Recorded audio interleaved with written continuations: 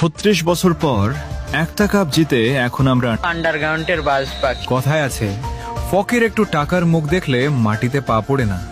তেমন একটা দল আছে আর্জেন্টিনা। 2022 বিশ্বকাপ জেতার পর এমন ভাব ধরছে মনে হয় ফুটবলের জন্মটাই বুঝি 2022 সাল থেকে হয়েছে। এখন তারা অন্য কোনো দলকে দলই মনে করে না। তাদের ভাব এমন, বাকি সবাই মাঠে শুধু হাজিরা দিতে আসে। ব্রাজিলের 5টা বিশ্বকাপের কথা বললে বলে ওগুলো তো অনেক আগের। আরে ভাই, পুরনো বলে ইতিহাস কি ডিলিট হয়ে যায় নাকি? তারপর আবার বলে সব বাপদাদার অর্জন। আচ্ছা ভাই, ইতিহাসের কথা তুললে পুরনো কথাই তো আসবে। আর তোমাদের ইতিহাসে তো ডিয়েগো মারাদোনার সেই হাতের গোলের গল্প আছে। তবুও এত ভাব। আর আমাদের বাপদাদাদের ছিল জমিদারি। 5টা কাপ রেখে গেছে উত্তরাধিকার হিসেবে। If you don't mind, Argentina সাপোর্টাররা কি আবার